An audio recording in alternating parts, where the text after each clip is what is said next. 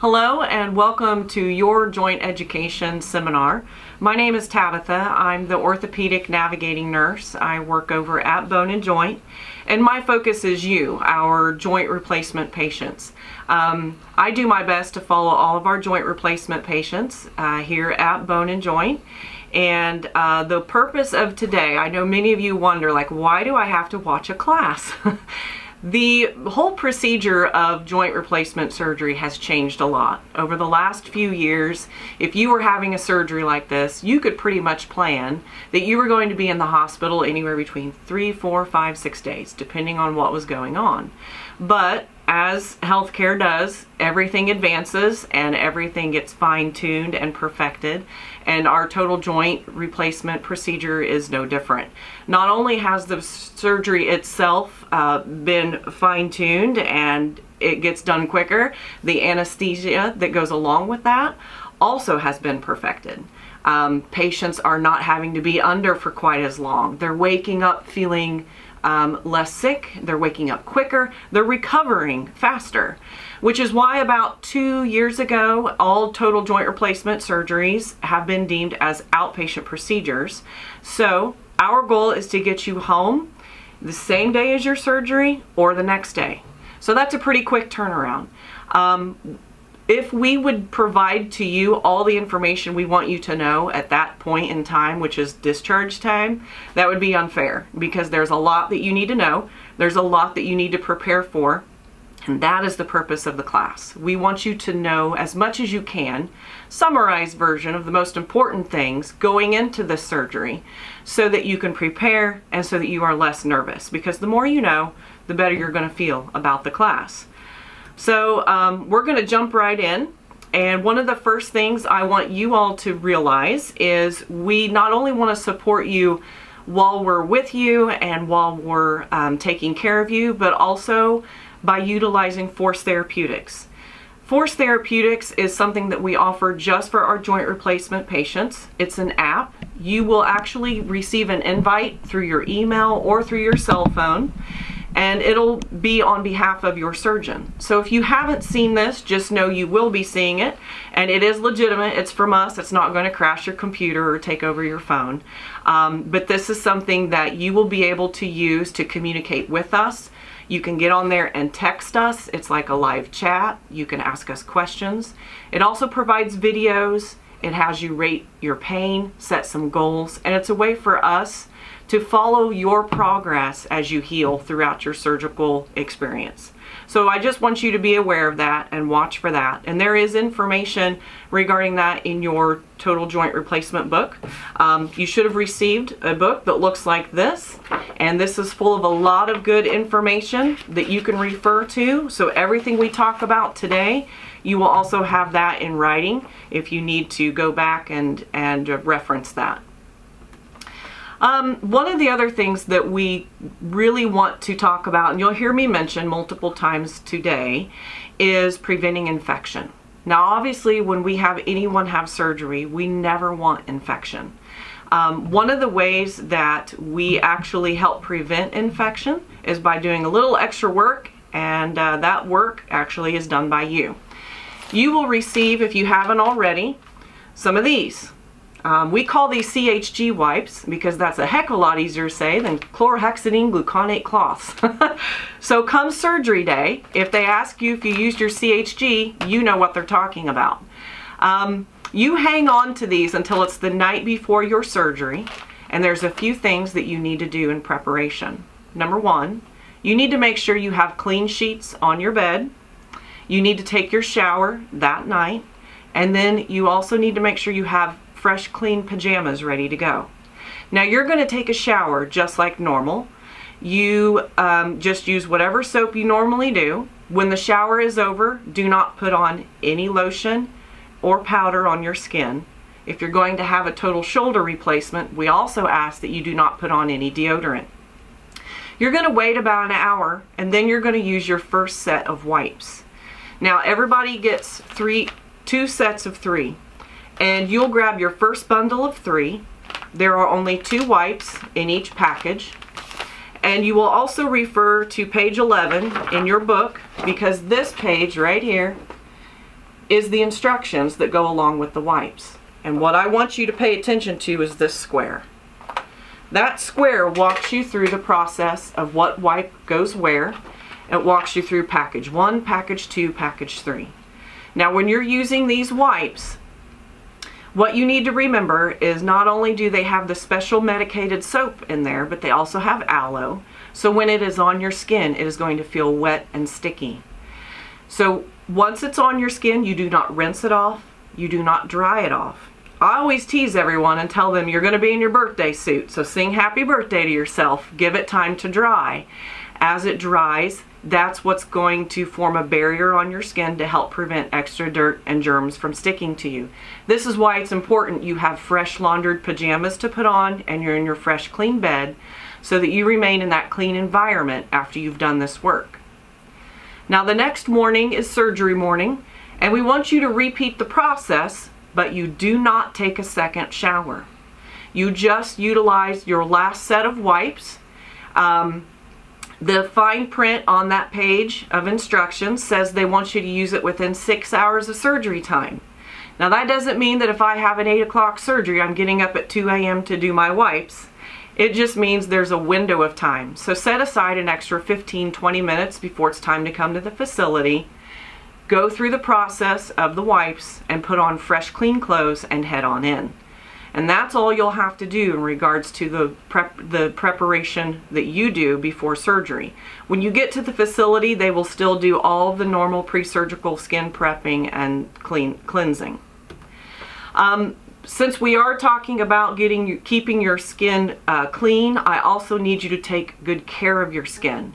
What I mean by this, good skin maintenance. We don't want you showing up surgery morning with fresh cat scratches, dog bites, anything that already looks angry.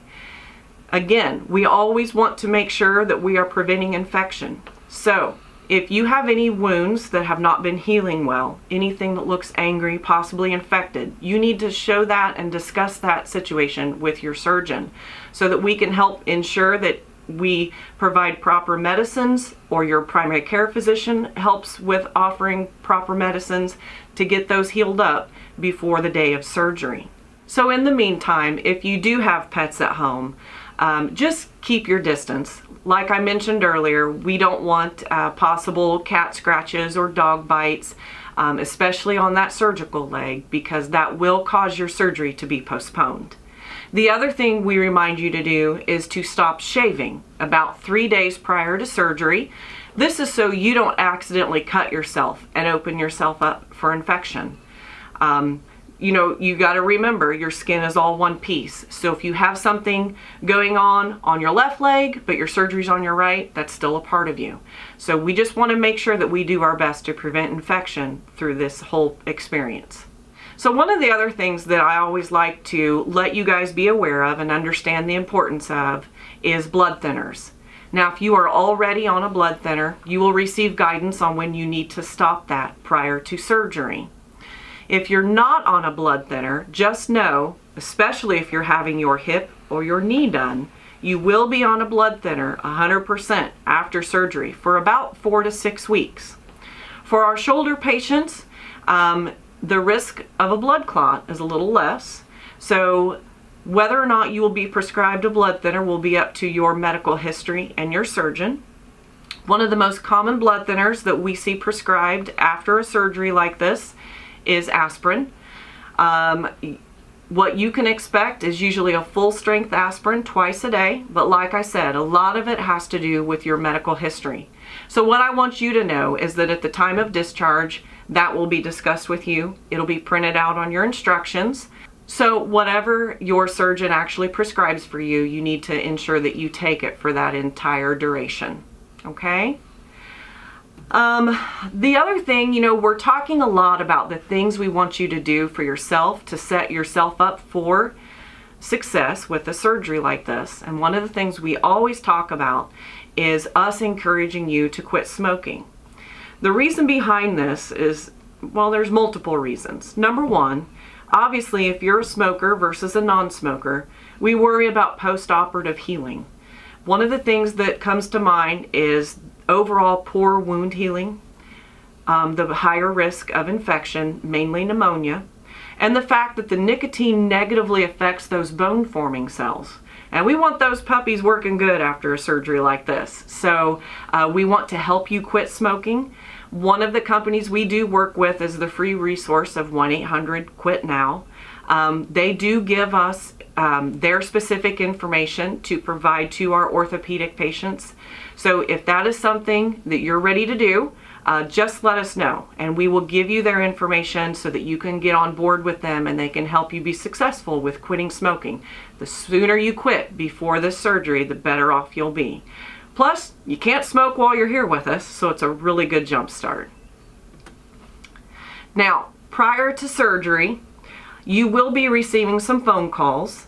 What they are going to discuss with you is your medication regimen. They're going to give you guidance as far as what you should or should not take leading up to surgery day, including the day of surgery. You'll also get a confirmation call regarding your surgical timeline. So don't panic if you don't know what time your surgery is yet. That's very common. When you are signed up for surgery, you're set on the surgery schedule, and then everybody gets shuffled around multiple times. So we have to wait for that surgery schedule to lock in, and once it locks in, which usually doesn't happen until the day before your surgery, then you'll be receiving some phone calls regarding confirming your arrival time and surgery time. Now, your arrival time is usually about 2 hours before surgery time, but they will clarify that with you when they talk to you. So just be expecting that. One of the other things that I always like to review with everyone, because this is a little different than what most people are used to when it comes to surgery day, and that is in regards to our timeline on when you stop eating and drinking. The timeline to stop eating is 8 hours prior to surgery. We ask that you stop. However, there's one exception, which is on the day of surgery itself, we're going to ask that you have a 20-ounce bottle of either Gatorade or Powerade. Now, if you're diabetic, please remember to use Gatorade or Powerade Zero. But we're going to ask that you drink that when you wake up that morning on the day of surgery. There's been a lot of research behind this, and a lot of our surgical patients, they get overly dehydrated. This causes their electrolytes to drop, which in turn then causes extra strain on the kidneys, making recovery a little rougher than it needs to be. But having that 120-ounce bottle of either Gatorade, Powerade, or even Propel, those help keep your electrolytes more level so that you don't get overly dehydrated, and it's going to help you feeling better. So please remember, we want you to drink it as soon as you wake up, because you're going to get up, you're going to drink this. If you have morning medicine to take on the day of surgery, take it with that medicine so it has time to get in your stomach, and then it also has time to get out of your stomach and into your system. Because remember, you're going to be at the facility 2 hours before surgery, so we need you to drink this before you even show up to the facility. But that is just something I like to review with you because I know it's a little different than what you may be used to. Now, in regards to thinking about surgery day and what to bring and what to wear, everybody usually gets a little worried about that. So I just encourage you to keep it very simple. Think about, what am I having surgery on? So a hip patient, what we would recommend to you is wearing an all elastic waist pair of pants or shorts, something that's very loose through the bottom and the hip area. That way, when surgery's over, if they need to see that dressing, it's very simple to slide that down, and there's no buttons, belts, or snaps to worry about. Knee patients, it's the same kind of concept. If you're wearing long pants, we're going to ask that that pant leg is loose enough that it can come all the way up mid-thigh so they can see the entirety of that knee. You don't want to be pulling up jeans up around a fresh knee. That's not going to work. And shoulder patients, a lot of times, since you're going to be dealing with a sling, occupational therapy recommends that you wear a short sleeve, maybe over the head shirt. That's easy to work with. But I also think that it's important that you think about, what kind of shirt do I normally wear every day? If I always wear a button down, you should wear a button down. If I always wear an over the head shirt, I'm going to wear that surgery day.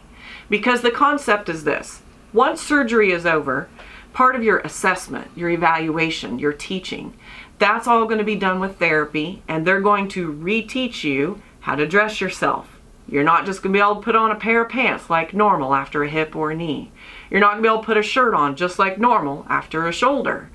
So they're going to help you get redressed the safest and least painful way to ensure that you do it correctly, because we always want you to remain independent.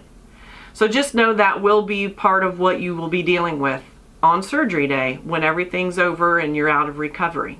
So basically, don't wear anything tight. Don't you show up in spandex and you'll be okay, okay?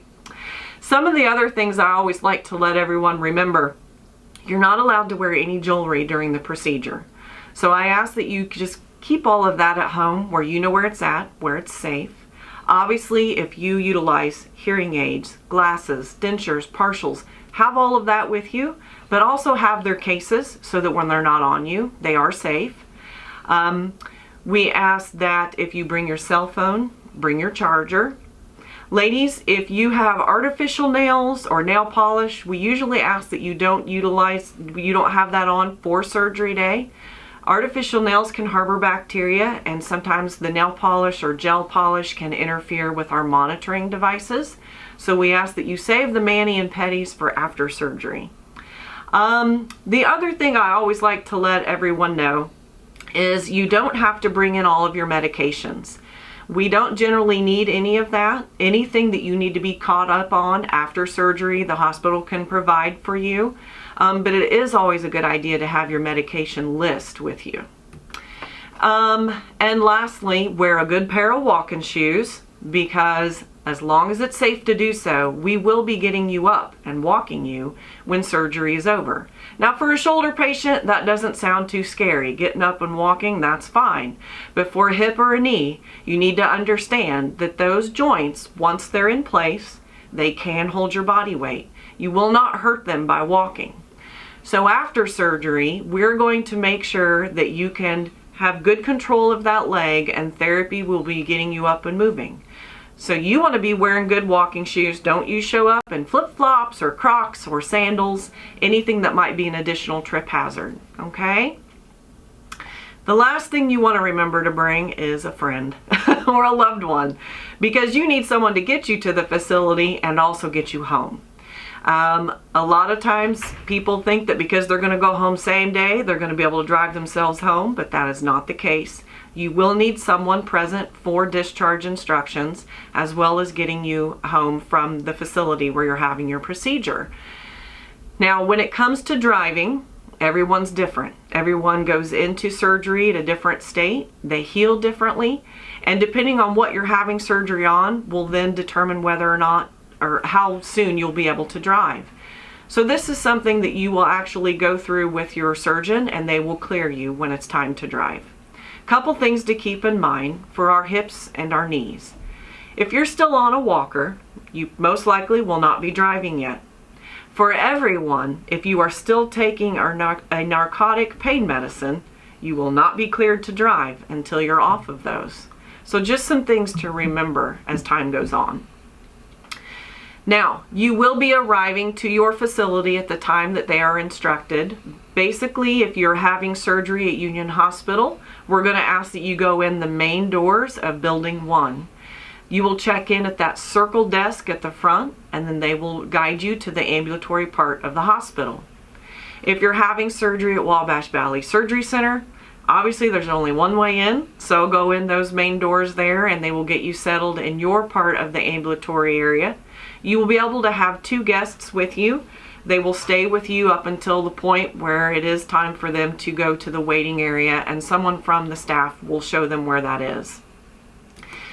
Now, once you're nestled into your area, you will be meeting your nurse, and she will start your IV. You will be getting some fluids before the procedure happens.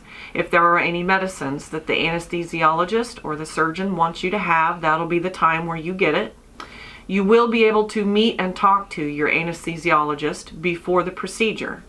So I always encourage you, if you've had surgery in the past where you had trouble with anesthesia, please share that with them in the moment. They're getting ready to take care of you. The more they know about what you've dealt with in the past, the better off they will be in being able to help you through this time and hopefully making the recovery easier.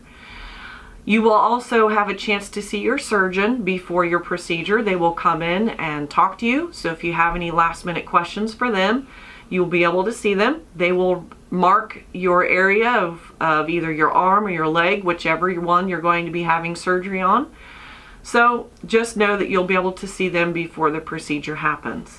So one of the things that your anesthesiologist most likely will be discussing with you is not only the type of anesthesia that they will be using, but also the possibility of a nerve block.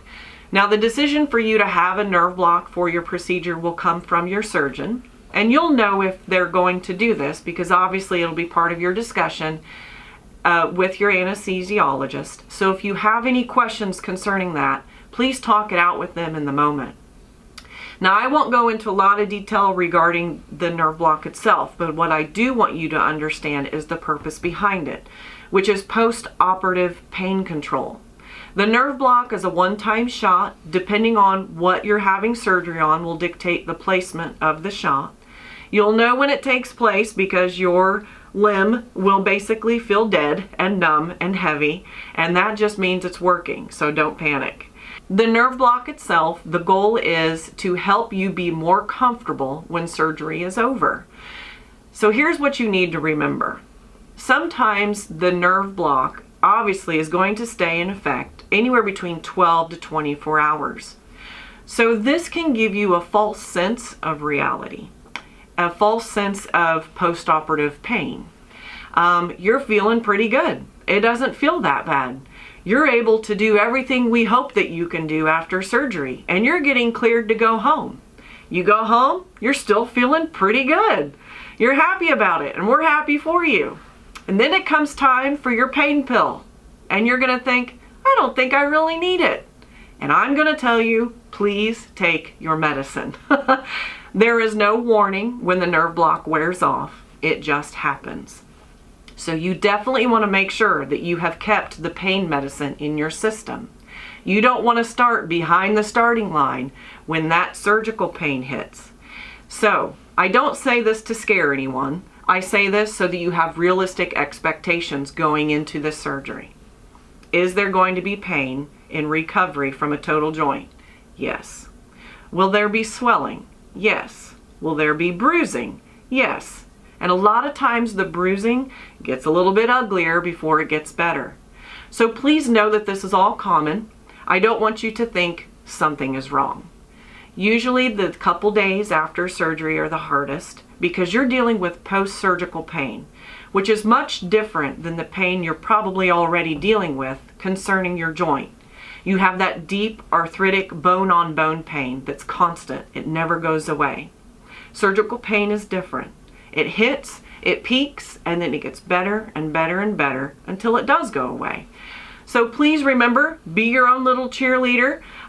Know that the first couple days after surgery will be hard, but every day that follows, it should improve. So take your medicine, do the other things I'm going to discuss with you, and you will get through it. Our goal is that the pain medicine we send you home on keeps the pain tolerable. You should still be able to be independent with the help of your walker or if you're in a sling. So they will go through your discharge with you, and a lot of the information on that will be in regards to the pain medicine and the regimen that they have started with you and that they will want you to continue as you go home. So in regards to the surgery itself, what I highly recommend is that you do not get on Google and YouTube and look at these surgeries. What I want you to do is just know that the surgery itself lasts anywhere between 1.5 to 2 hours. Someone from the team will come out and update your family so they know how long they have to wait, and you all get about a 2-hour nap.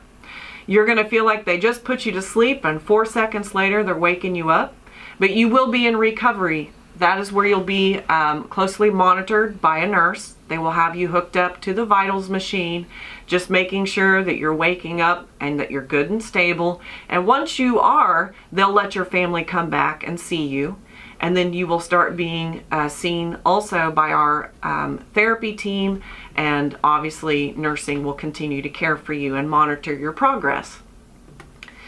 Now, most of our patients, like I mentioned earlier, do go home the same day of their procedure. However, we do have some that need to spend the night. And so if you do end up needing to spend the night, just know that you will go up to 3 East A. This is our orthopedic unit. So anyone that has a plan to spend the night, or if your medical necessities deem that we need to keep you, that is the floor that you will go to. All the rooms are private. We have a little attached bathroom, and your family will be able to join you when you go up there. So just keep that in mind. We do want you to understand that the surgical dressings that you're going to wake up with, there's a number of different kinds. The most common that we see is an aqua cell dressing. Sometimes you may have a different type of dressing. It all is determined on what your surgeon thinks is best for you. But no matter what dressing you wake up with, they're all waterproof. So you will be able to take a shower as long as it's been 24 hours since surgery. And there will not be any need for you to worry about dressing changes when you go home. These dressings are meant to stay on anywhere between 1, 2, 3 weeks. So just know that it will be communicated with you, the expectation of when your dressing will come off. We don't want you messing with the dressing. You basically just monitor it and let us know if you have any trouble. One thing that you may notice is maybe the middle of the dressing becoming dark, and that is fine. That means it's doing its job. It means that you have some drainage at your incision. We don't ever worry about drainage unless there is so much of it that it then begins to leak outside of the dressing. If that happens, it is fine for you to secure that dressing by putting extra gauze on top of it, but then you need to call us and let us know, because most likely we need to bring you in and check your incision and probably do a dressing change for you. So just remember, you don't have to do any dressing changes. You just monitor it and let us know if you have any troubles. When you do decide that you're feeling up for it and you take a shower, showers are fine. You let the soapy water run down that dressing, no scrubbing on it. You pat to dry once you're out. And that's about the extent of it. So generally we don't expect you to have problems, but just please remember you're going to have a lot of guidance on your discharge instructions on if you do. Some things to be expecting after surgery. You're going to wake up and you're going to feel some pressure on your foot or your lower leg. And it's because we're going to have what's called SCD machines on you. These are sequential compression devices. This is another way that we help prevent blood clots from happening while you are under our care and not moving. These little devices are going to inflate and squeeze your lower leg or foot. And what that does is it helps increase the circulation while you're not up walking to help prevent those blood clots. And we're going to have those on you the entire time that you are not up moving while you're under our care. Now, a lot of people like them. They say they feel like a foot massage and they want those to go home with. But we don't give those to you because we want you to go home and do that work yourself. One of the things we will give you, though, is an incentive spirometer. Now, many of you may have already dealt with these if you've had prior surgeries, but you will be getting another one. They're going to go over the details on how to use it when they give it to you. What I want you to know is to, number one, expect it, and number two, please use it. The importance of the incentive spirometers is twofold. Number one, you've had anesthesia. You've had pain medicine. You've gone home now. You're not doing a whole lot, not feeling too great, not doing a lot of work. Neither are your lungs. And this sets you up to being a really good candidate to develop post-surgical pneumonia. Using the incentive spirometer is the tool that we give you to make sure that we help prevent that pneumonia. Now you may be thinking, well, I got my pneumonia vaccine, I should be fine. Nope, you have to exercise your lungs to help make sure you don't get this type of pneumonia. So please know we want you to use this. They're going to ask that you use it 10 times an hour and just do the best that you can and use that the first week or two that you're back home. Now, the second reason I want you to be pretty diligent in the use of this is the fact that one of the things that's very common after surgery is a low-grade fever. And this most commonly will happen the first maybe 2, 3, 4 days after surgery, you'll get a fever, it'll go away. You'll get a fever, it'll go away. And that doesn't mean that you get mad at us and you think, well, I was there one day and they got me sick. What it means is you've had a significant surgery, your body's fighting to heal, so you may run a low-grade fever. Using the incentive spirometer is a natural way to bring your fever back down. So that's another good reason to keep that on hand. But I just want you to know what to expect, okay? Now, one of the most important things that you'll be guided on after surgery is, especially for our knees and our hips, is the importance of icing and elevation. Now, if you are a knee patient, just know that you run a higher risk of developing swelling quicker and that swelling spreading faster after surgery. So the way that you elevate is very important. Your surgeon just worked really hard at giving you a brand new knee that has great bend to it. But one of the other things they also watch for is really good extension, which is the straightening of your knee. So when you go to elevate, you always want to make sure you're doing the best you can to promote proper healing. And that means the right positioning of pillows. So when you go to elevate, we want you to lay down on a bed or a couch. And we want you to put your pillows at the lower part of your leg, so behind your calf, down towards your heel. That's where the support needs to be from those pillows. What this does is it causes gravity to work with you and not against you. And when that support is down low on your leg, the back of your knee drops nice and straight back there. Now, is that going to feel real good after surgery? Not initially. But the more you do it, the easier it will get. And what we worry about is patients start pulling that pillow up closer and closer and closer to the bend of that knee, which then causes your leg to sit bent all of the time. If you are like that, a lot of the times during the day, you're going to heal that way. You're going to develop scar tissue under that knee. Your muscles and tendons are going to heal bent. And then when you walk, you will not be able to have a normal straight stride. And then you're going to have to go back to surgery for what's called a manipulation of the knee.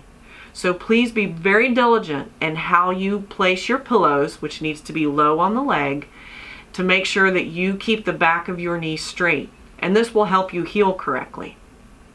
Don't worry about doing it 100% perfect from right now, because you're going to get a lot of teaching from therapy and from nursing staff before you even leave the hospital. But you do need to count your pillows, because you're going to need anywhere between 3 and 5 pillows to get proper elevation height. Remember, we always want gravity to work with us. We want that swelling to go down out of our leg. So you need to go pretty high, which is why you need to lay down first. It's easier for us to get our toes above our nose if we're laying down. The other thing you need to remember if you are a hip or a knee patient is we don't want you necessarily spending a whole lot of time in a recliner if that recliner automatically bends your knee. Because again, we want nothing under the back of that knee. Now for my hip patients, your consideration of how you elevate is also important, but not because of pillow placement, but because of hip precautions. If you're having your hip replaced, there are certain movements that you will not be able to make from anywhere between 4 weeks to 3 months after surgery. This will be discussed with you by therapy. Those motions are that you cannot bend past 90 degrees. You cannot cross your legs or your ankles. You cannot do big twists or turns at your hip. And the reason behind this is we always want to protect that hip as it's healing. So a lot of times I tell patients this and then they're afraid to move. And we don't want that. I want you to know it is okay to still get up and take your walks. We want you to be independent. So one of the ways we're going to encourage that independence is for you guys to ensure that you go and get what's called a hip kit. Hip kits are specific for our total hip replacement patients. They're different devices that will help you get through your day, everyday life, taking care of yourself, and doing that independently and abiding by those precautions. I always let you know that you can get these hip kits from the lobby pharmacy inside Union Hospital or over at the pharmacy in our medical office building, which is building number 8. The reason I advise you to get them from there is because it's only about $19, and that's the cheapest you're going to find it, even comparing it to Amazon. But those devices are something that would be very, very helpful for you, so please make sure you get those. When you go to elevate, you have to think about the fact that we don't want you breaking hip precautions when you elevate. So that's why it's important you lay down first. You lay down first and then lift your leg, and you can still elevate appropriately and abide by those precautions. You can support the whole leg with pillows. It doesn't matter about pillow placement if you've had a hip replacement. Just make sure you're working on the swelling staying under control. Now for my shoulder patients, it's a little different for you. You're obviously going to be in a sling. This sling will be remaining on you for about 6 weeks. You don't necessarily have to worry about extra elevation because the sling will hold your arm in the proper position we need it to be in. So what you have to remember is that when you go home and you lay down at night to go to bed, you are not going to be able to lay straight, flat on bed like normal. You have to be elevated at least 30 degrees or more to remain comfortable. If you try to lay down flat, it will pull too much on those muscles in the back and cause increased pain. So a lot of times with our shoulder patients, we actually do recommend that you utilize your recliner if you have one, because you can remain supported with your arm.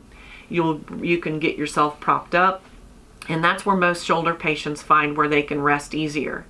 So just remember that. And you will also want to ice regularly. The ice that they provide for everyone is your typical ice bag, but you guys can use whatever you have. We just want you to use it.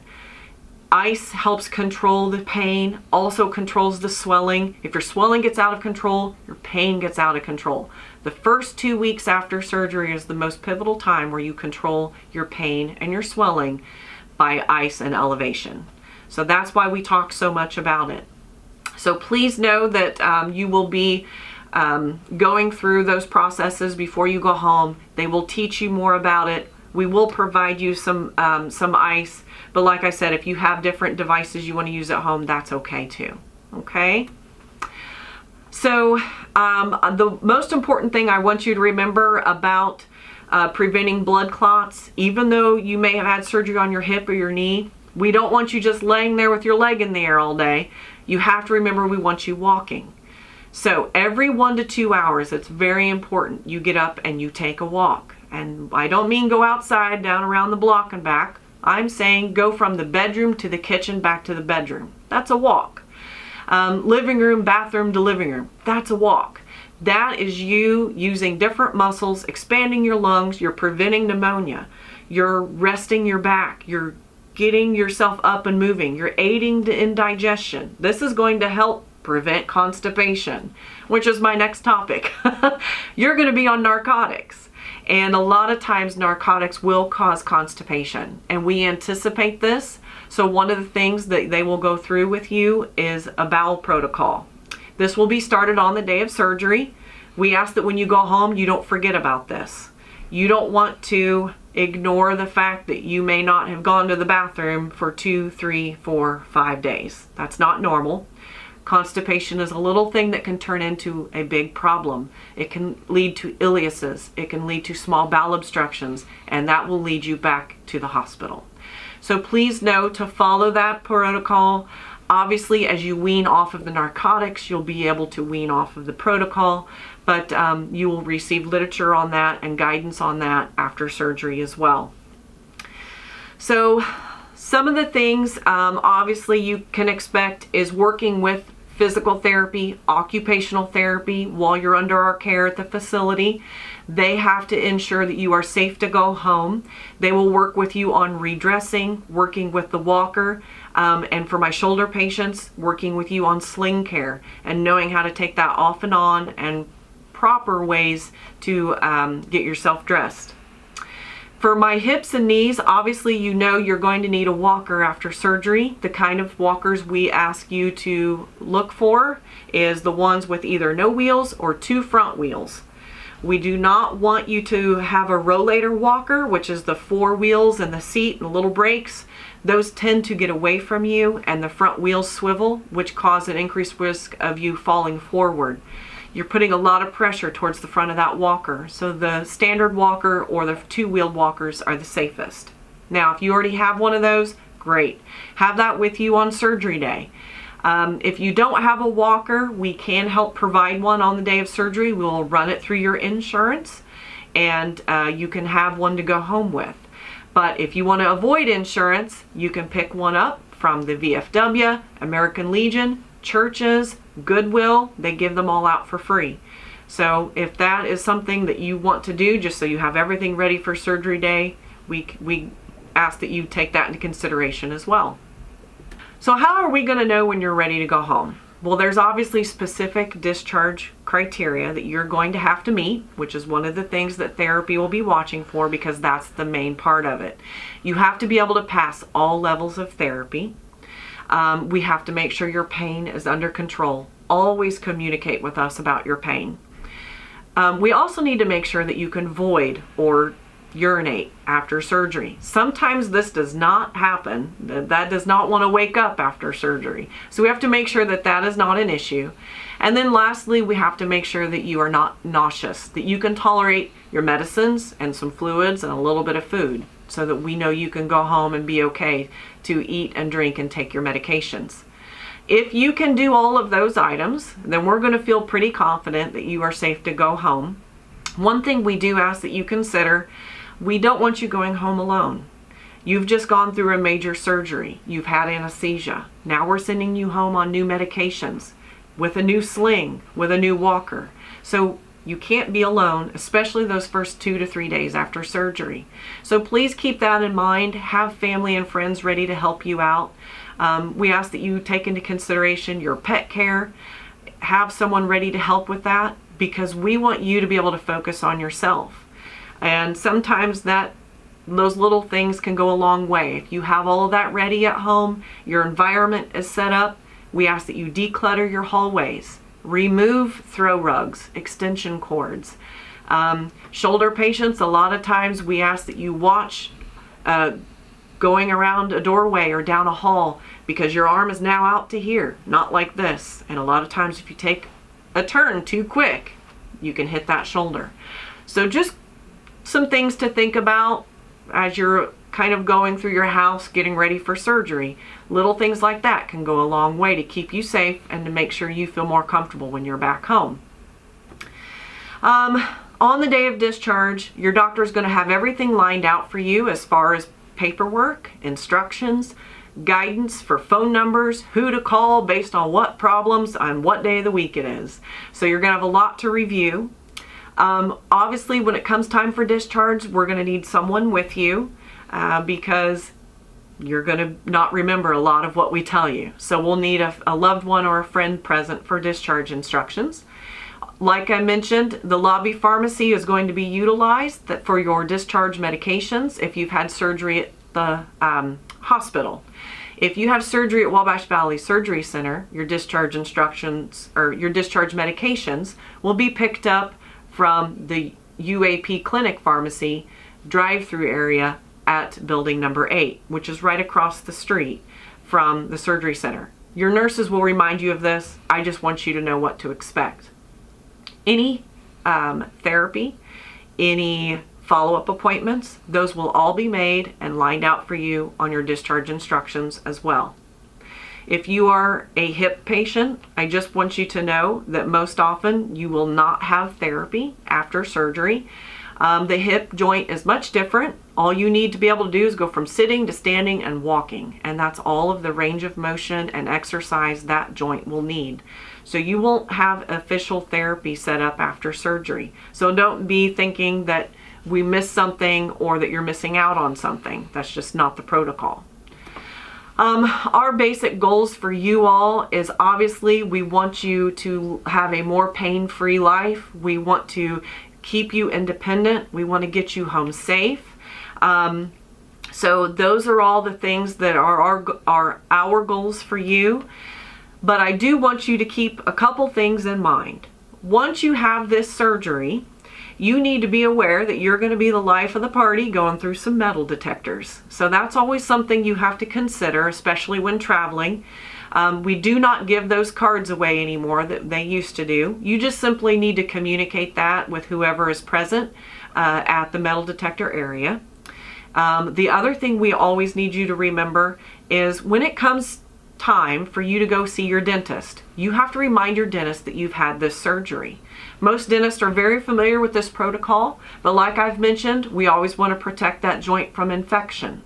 Our mouths are a great place to hold and harbor bacteria, and when you go in for a simple cleaning or a procedure, obviously there's a risk of that bacteria getting in your bloodstream, and that could possibly go to your total joint. So we're going to ask that you discuss that with your dentist, find a plan. He or she should provide an antibiotic for you to take on the day of your cleaning or your procedure. If they will not, please reach out to your surgeon and we will provide that antibiotic. And remember, we want this for the rest of your life. So if your dentist says, hey, it's been 7 years, we don't need to do this anymore, remember your surgeon wants it forever. So you can always ask your surgeon to send that prescription in for you, because we always want to protect it. So in summary, things to remember. If you're a hip or a knee patient, you got to elevate, and we tell our knees especially, we want your toes above your nose. Use the ice off and on all through the day. This is going to help control pain and swelling. Take your blood thinner, whatever they prescribe, for the full amount of time that they have prescribed it, and always remember to get up and walk. Walk around every 1 to 2 hours for those first 2 weeks after surgery as you're recovering, to help make sure that you're doing your part to have the most successful healing from your surgery. So I know I've given you a lot of information and a lot to think about, but remember, we're here to help you along the way. So call us if you need us, utilize Force Therapeutics to reach out, and always refer to your book. Thank you and have a great day.